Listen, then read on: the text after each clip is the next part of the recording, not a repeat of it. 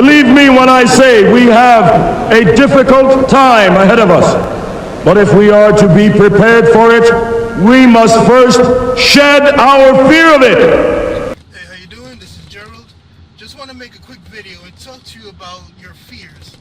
Now, a lot of people do not get into business for fear of failure. And I gotta let you know that if you have the desire, or if you have the vision of owning your business, then that means that God is letting you know that He has bigger things for you. So if you run away from your vision, you're not putting the faith of God to work for you. It's the kind of thing, it's like this. Those of you who have children can identify with what I'm about to say. Those of you who don't, imagine you did. Let's say you had a daughter, and for a long time, she was like, before Christmas, she wanted like this bike. You know, that she always said, God, I want this bike, Dad, this bike is fantastic.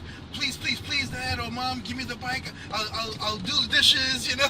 I mean, she actually wants this bike so bad, she's willing to do chores on time and the right way. So you see this, you love her so much, and you want to make her happy, and what do? You go out and you save for this bike. You put down a little bit every time you get paid to get the perfect bike for her, so that she sees it, and in your head you see like she riding it every day, her doing wheelies or whatever she does, you know. But and then, you know, Christmas time comes, she sees the bike. Oh my God, there's the bike, you know, and she's so excited. She rides the bike for like a day and she can't get off of it. And then what happens is the very next day she puts it inside the garage and then doesn't ride it again. How are you gonna feel? You know, you're gonna feel like, oh man, I gave you what you wanted and you're not appreciative. Why should I keep doing this if this is the outcome? Now think of it as God providing you all that you want and need, and you're still unsatisfied with what He has given you already. There comes a point in time where you have to actually love everything and everybody that's around you, that so much so that you're just so appreciative of all of the blessings that God has for you. There are people with no friends. There are people with no families, no homes. There are people with no money, and you wake up in a nice comfortable bed every morning.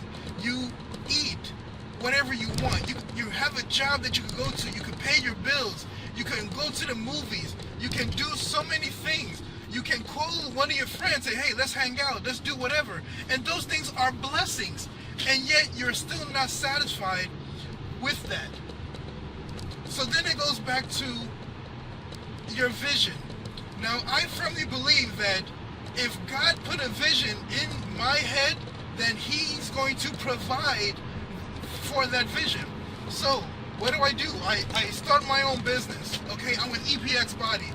I had a vision of beating my type 2 diabetes. God gave me this vision of beating type 2 diabetes, and I believed in it so much, I prayed about it and meditated, and bam, EPXBody came into my life, and I'm telling you, it's the greatest thing. So what I want to say to you is that if you have a vision of entrepreneurship, if you have a vision of doing something for your family, doing something for your community, that means God has selected you to do that and will provide the means in which to do that. I'll tell you this, everybody who's ever done anything great, that had that enormous vision, your Dr. Michael Beckwith, the woman who wrote The Secret, people in EPXBody who are excelling financially and helping people become healthier, they've had a vision, and the only thing that they did when they had the vision was just say yes to it. And then everything and everybody that they needed came to them. If I'm telling you, if you have a vision, say yes to it and act as if it already happened, that it's already fulfilled, and walk within that faith that God will provide for you everything you need. I'm telling you, this is a life-changing kind of conversation we're having. I'm telling you that it has been immensely powerful for me, because I know that on my own I can do nothing. But with God by my side and guiding me, I can do everything. Understand this. I'm going to say it again. Everything. Okay? So what I want you to do is when you have that vision and when you have that doubt that you cannot do it, remember the people who also had visions of greatness, that believed in God, went in faith, and God provided everything that they needed. Whether it was knowledge, whether it was money, whether it was people, whether it was a building, whether it was whatever they needed to fulfill that vision, God provided, because all they did was say yes. Follow your vision, my friend. Follow it. And I guarantee you, your life is going to change so much. And oh my gosh, I'm so tongue-tied because I believe this so much. I live this. There's nothing I do without praying in the morning, without thanking God for all the blessings that I have now, and thanking Him for what He's going to do in my life so that I can do more for people.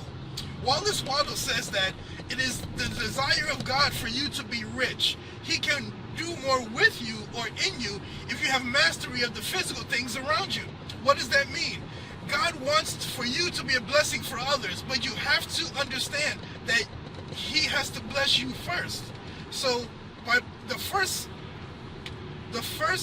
part of being blessed is understanding that vision and believing that He's selected you, because there's somebody out there that's going to need your help for whatever reason, whether it's a word, whether it's money, whether it's a business opportunity, whether it's EPX Body, whether it's whatever, somebody's going to need you.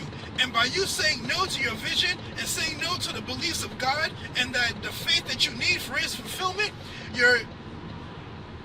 somebody can actually be worse off because you were not there.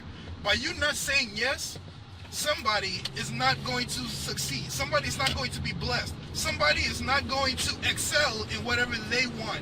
So is your obligation to humanity, is your obligation to God, is your obligation to yourself to actually love what you're going to be embarking on. My name is Gerald Rivera, and this might sound like a PSA, but I just let you know, I love life. And I want people to love life as much as I do. I really hope this helps. I really hope you have an understanding of why you have these visions of greatness, and to take away the fear of not having it fulfilled. Have a great day. Have a great life. Follow your vision. Believe me when I say we have a difficult time ahead of us. But if we are to be prepared for it, we must first shed our fear of it.